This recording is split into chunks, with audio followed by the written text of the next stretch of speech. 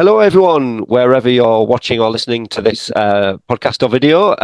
Welcome again to another episode of VoC Myth Busting. Wonderful you can join us. So my name, if you've not seen me before, is Darren Wake. I'm Head of Customer Success at Customer Sure, and I'm really delighted to be joined once again by our Mythbuster extraordinaire, CX Global Consultant, Ian Golding. Ian, welcome and thank you again for joining us.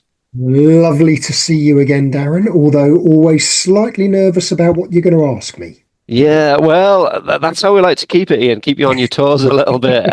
So for those of you who this is the first one you've watched, two things: where have you been? We have done a number of these actually that are available on our Spotify channel and also YouTube. So you'll see the links where you're watching or listening to this.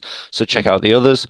But the way this works is we put a series of myths or maybe not myths to Ian for him to ponder about and then give us his verdict. But they're all totally out of the blue. So each time we record these, we have a little bit of fun that Ian has no idea what I'm going to ask him and put him on the spot a little bit, which is fun for me and I think secretly fun for Ian as well. So that's kind of how it works. So just to get going. So for the first one, here we go. The customer is always right. That's it. I love that question. So that one came up actually, Ian, in a conversation I had with a client the other day. Actually, we were talking about this very topic, and so yeah, that's it. That's it. As short as that. The customer is always right. Nice and easy. So if people have watched these before, they'll know that sometimes I'll say whether it's a myth or not immediately.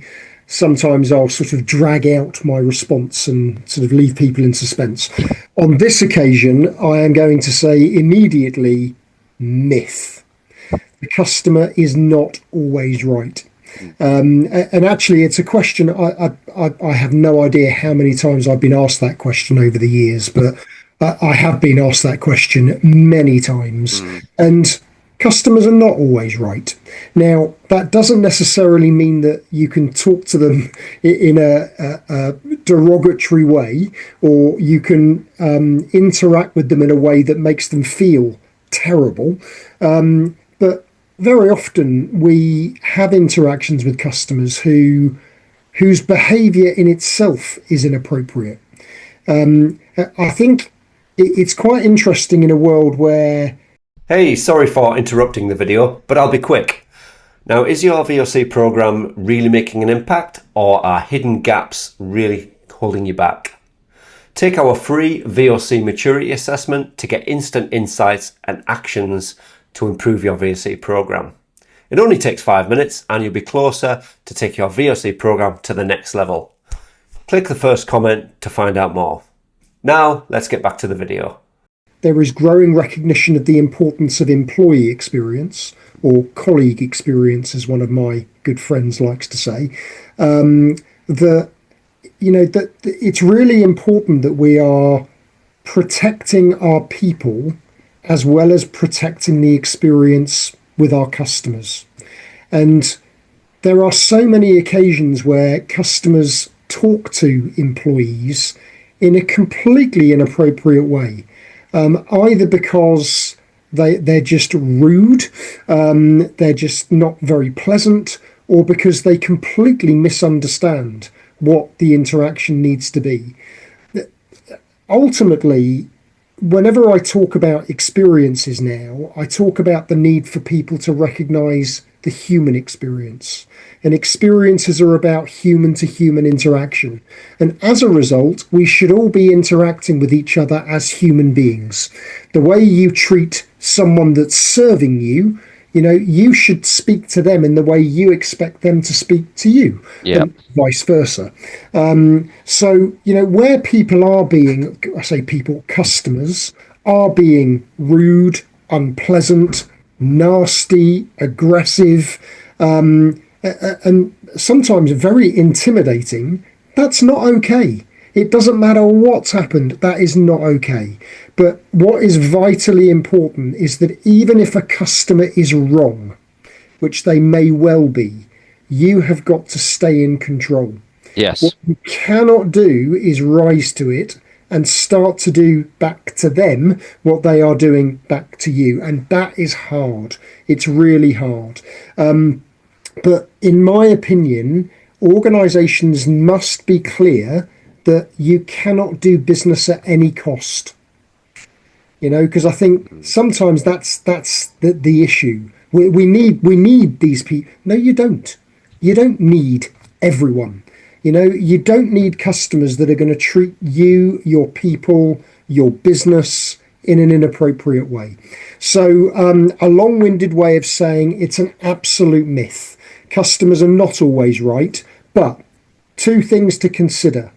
Where customers are not right, is it because of their behaviour, or is it because you failed to set expectation correctly? Failing to set expectation correctly is not an excuse for bad behaviour, by the way. However, that could be a learning. To prevent that from happening again, is there something you could do to better set expectation? That's something that you need to be clear about. But no human, in my opinion, should be in a position where they're being interacted with in a way that makes them feel unsafe, or in any way intimidated. So the customer is not always right. Over. Wonderful, Ian. Very clear, and I agree with that. Absolutely. And I think that you make a really good point, actually, that you should never bend over backwards for customers. Like you say, customers are the lifeblood of a business, but there are some customers in some scenarios where they may be toxic, there may be bad fits, there may be cost centers, there may be a resource draining, and in which case it's fine to let those go. Or, try to please everyone all of the time is an impossible scenario. So I totally take your point. And I would also advocate on occasion helping those customers find an alternative. Just get rid of them. Yeah. But, sometimes it might be better to actually help them find an alternative that is better for them. Yeah. But it's okay, to say no. We're not the company for you. Yeah, no, absolutely. And I think actually saying to them, look, what you're looking for is not what we can provide. We're not the company or solution for you. You can get a lot of kudos from doing that, actually. And then you can part as friends, and then Absolutely. the experience I have actually saying, well, actually, we're not quite right. But actually, the business you should be speaking to, or the supplier, or whether it be, a B2B relationship or a B2C, is these guys over there. So, yeah. Wonderful. Thank you, Ian. Pleasure very good. So thank you once again, everyone, for watching. Please do engage with the program. We have it on Spotify now, on YouTube, and we promote it on LinkedIn. So please get in touch with other questions, thoughts, suggestions. If you agree or disagree with Ian's take, they're absolutely fine. Ian, we're very most people do disagree with me, Darren, especially Mrs. Golding. Well, I was going to say that let's not invite Mrs. Golding to watch the show just yet. On that occasion, she is always right. On that one, absolutely, absolutely. I know that feeling very well. It's Mrs. Wake as well. So. Wonderful. Thank you very much, Ian. So thank you once again.